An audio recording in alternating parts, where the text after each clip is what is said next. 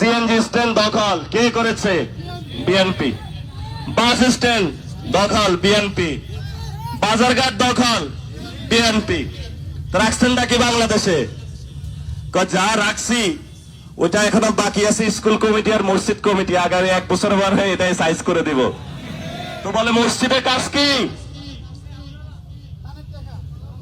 কয় মসজিদের সমাজ কল্যাণ মন্ত্রণালয় থেকে টাকা আসে, ওটাও খাইয়া দিতে হবে। কয় স্কুলে কমিটিতে কাজ কি? কয় বাচ্চাদের জন্য ছোট ছোট বিস্কুট আছে, ওই টাকাও খাইয়া দিতে হবে। 17 বছর বুকা ছিলাম, বাংলাদেশ আরো 100 বছর খাইলেও তো এটা শেষ হবে না। তোমার জন্য লালত, তুমি মানুষের সেই জনগণের যে টাকা সেটা মেরে দিয়েছ, তুমি বাংলাদেশি কোন নাগরিক হইতে পারো না। এত এই ধরনের মানুষ রাজনীতি করে, এখন নিজের রাজনীতি করতে লজ্জা পায়। কাদের সাথে রাজনীতি করি? কথার ঠিক নাই, বার্তার ঠিক নাই।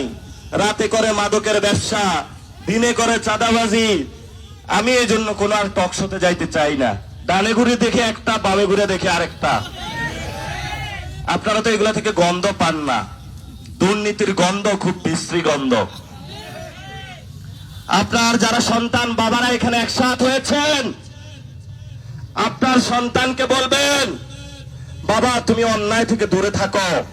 তুমি নির্যাতিত হয়েছ গত 17 বছর, এখন তুমি অহংকারী হইও না। আল্লাহর দিকে তাকায় হলো একটা সেজদায় পড়ে কালকে থেকে ভালো হয়ে যাও। আল্লাহ অনেক বড় ক্ষমাশীল। জনগণের যে টাকা তা ফেরত দিয়া দেন, স্কুল কমিটি টাকা ফেরত দিয়া দেন, বাস স্ট্যান্ড গুলা খালি করে দেন। যিনি বাসের ব্যবসা করে শ্রমিক তাদেরকে ছেড়ে দেন, তারা অনেক দুঃখ কষ্ট করে সারাদিন একটা বাস চালায়। সিএনজি স্ট্যান্ড ছেড়ে দেন।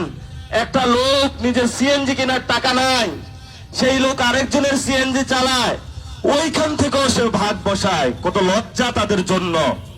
ভাই আমি কি এতক্ষণ খারাপ কিছু বলেছি? তো এগুলা তারা করে কেন? তারা আমি কোনো লজিকে পাই না। বললে আবার চোখ তুলে ফেলে। এদেরকে কি করা যায় আপনারা একটা বুদ্ধি দেন। হ্যাঁ, এটা তো জেলে থাকলেও সংশোধন হবে না। গত 17 বছর তো থাকছে, সংশোধন হয় নাই। খাসলত পরিবর্তন হয় নাই, হয়েছে? কোন পরিবর্তন হয় নাই।